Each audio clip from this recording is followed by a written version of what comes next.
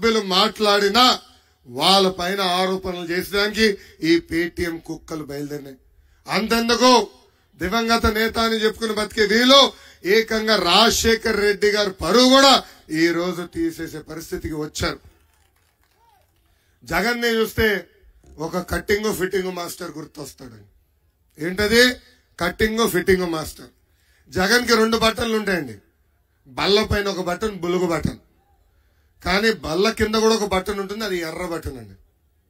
మనందరి company button బులుగు button. ఆ button నొక్కుతాడు, account లో 10 రూపాయలు పడుతుంది. కానీ అదే క్షణం బల్ల కింద బటన్ నొక్కుతాడు, అకౌంట్ నుంచి 100 రూపాయలు ఉష్ అని పోతుంది. ఎలా పోతుందో చెప్పాలి కదా. కరెంటు ఛార్జీలు 9 సార్లు పెంచి బాధుడే బాధుడు. ఆర్టీసీ ఛార్జీలు 3 సార్లు పెంచి బాధుడే బాధుడు. ఇంటి పన్ను, చెత్త పన్ను, ఇంకా రేపో మాపో ఇంట్లో కుక్కుంటే కుక్క పైన కూడా పన్నేసి బాధుడే బాధుడు. రేపో మాపో వాలంటీర్ వాసి ఇంటికి వస్తాడండి, ఒక గొట్టం పట్టుకుని వస్తాడు, ఉఫ్ అని ఊదమంటాడు. ఎవరు ఊదదు. పొరపాటున ఊదితే అమ్మాయింత గాలి పీల్చుతున్నావు అని గాలి పైన కూడా పన్నేస్తాడు ఈ సైకో జగన్.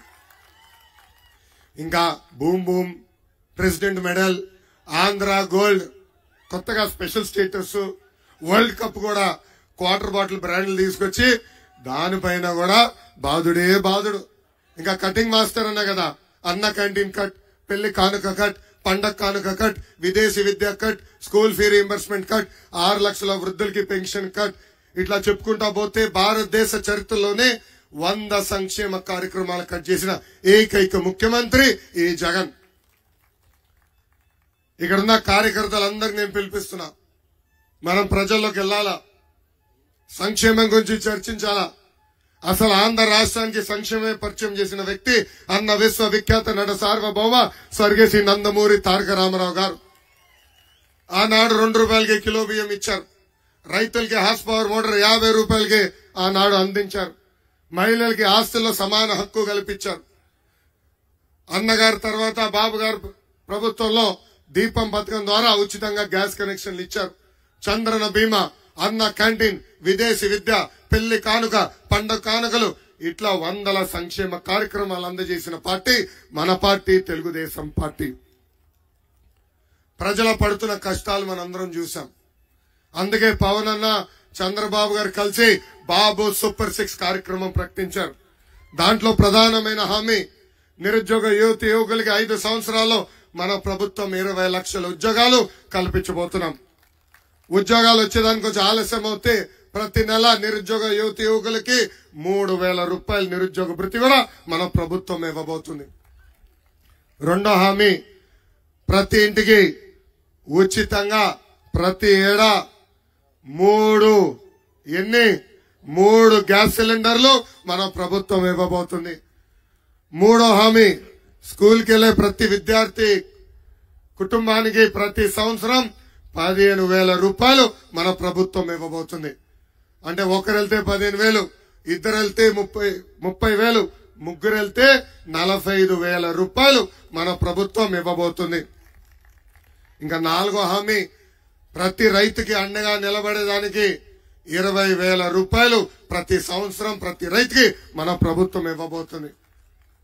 ఇంకా ఐదో హామీ, 18 నుంచి 59 సంవత్సరాల వయసు కలిగిన మహిళలకి ప్రతి నెల 1,500 రూపాయలు మన ప్రభుత్వం ఇవ్వబోతుంది.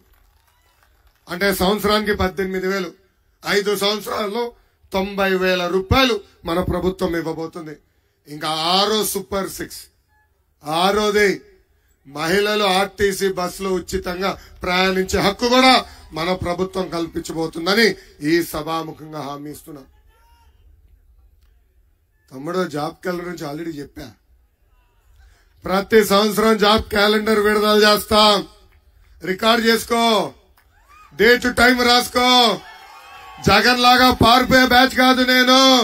జగన్ లాగా పరదాలు కట్టుకుని తిరిగే బ్యాచ్ కాదు నేను.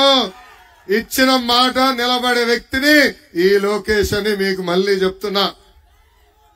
అసలు ఉత్తరాంధ్రకి పట్టిన శని జగన్.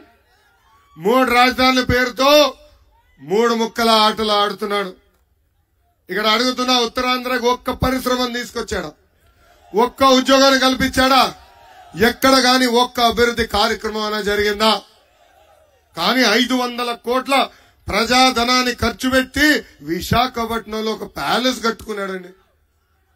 అసలు 500 కోట్ల రూపాయలతో పేద ప్రజలకి లక్షల ఇళ్లు కట్టచ్చు, రోడ్ల పనులు పూర్తి చేయొచ్చు, ఒక నియోజకవర్గం రూపురేఖలు మార్చొచ్చు. కానీ ఆ మనసు జగన్కి లేదు.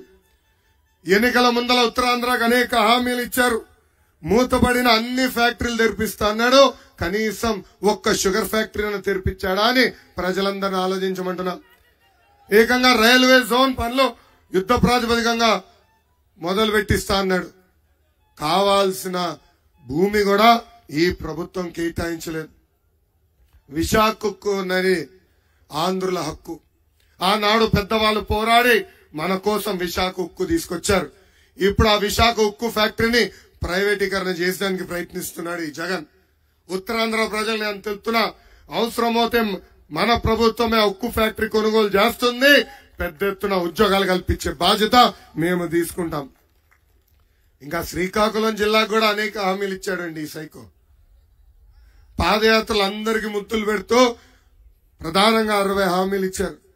దాంట్లో పెండింగ్ ప్రాజెక్టులు అంటే సాగునీటి ప్రాజెక్టులన్నీ పూర్తి చేస్తున్నాడు.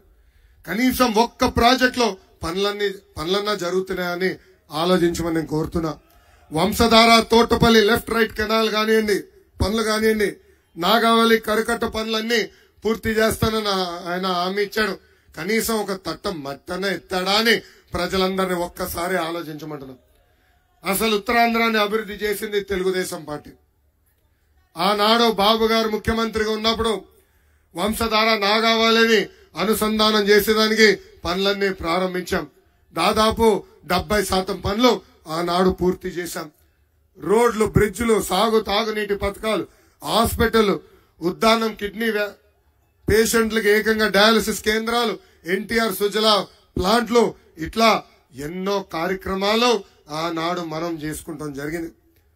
ప్రధానంగా పాతపట్నం నియోజకవర్గం కోసం ఆనాడు కల్మట వెంకటరమణ గారు మా అందరితో పోరాడి